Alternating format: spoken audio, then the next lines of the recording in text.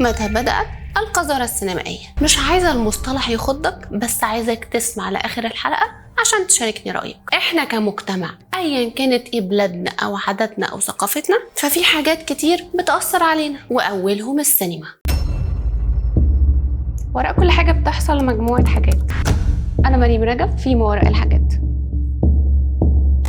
السينما والتلفزيون بيربوا أجيال وبيساهموا إننا نكتسب سلوكيات جديدة، سواء كنا عايزين ده أو مش عايزين ده. اللي بنشوفه حاليا على التلفزيون غريب جدا، أو بمعنى أصح غريب عن المجتمع المتدين بطبعه. وأنا هنا بتكلم عن المشاهد الخارجة أو الغير مألوفة لينا، أو اللي مش مفروض تكون مألوفة لينا. بدأت فكرة المشاهد المصنفة على إنها حميمية في الظهور على شاشات السينما سنة 1930، وما كانتش زي ما احنا نعرفها النهاردة عبارة عن لمسات إيد، ودي كانت وقتها بتصنف على إنها حميمية علشان كانت دي قيود المجتمع وقتها. نمشي شوية ونوصل للحقبة الذهبية، وهي حقبة الأربعينات والخمسينات، فترة رشدي أباظة وعمر الشريف. دي كانت الفترة اللي بدأت تكون فيها المشاهد الحميمية عبارة عن قبلات، يعني بالبلدي بوسة. لحد السبعينات والتسعينات ابتدت يكون في رقابة، واللي اعتبرت ان ممكن القبلات دي تتقدم بشكل رمزي،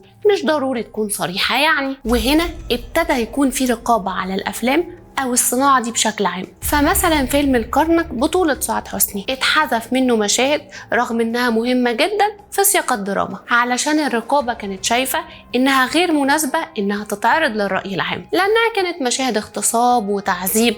وبيني وبينك وما تقولش لحد، الموضوع ده كانت أهدافه سياسية أكتر وقتها. بس ما علينا. سنة 1975 فيلم المذنبون كان في مشهد خادش شويتين، وتوجه هجوم رقابي شديد جدا، لدرجة إنه بعدها بسنة واحدة حصلت أزمة كبيرة جدا للرقابة، اتشال فيها كل قيادة الرقابة. تعال بقى نتكلم. من كام يوم انتشر مشهد لفيلم السلم والتعبان بطولة أسماء جلال وعمرو يوسف، اللي ظهرت فيه بترقص بشكل كده يعني، وبتشده من هدومه وبتقوله مش انت عايز الجديد؟ ده الجديد. بس الغلط في الجملة دي ان ده مش جديد خالص، عن نوعية أفلام طارق العريان، وده كان واضح جدا في سلسلة أفلام ولاد رزق. وقد ايه جمل المشاهد بتاعة الفيلم ده كلها إيحاءات خادشة للحياء العام. السينما بتأثر؟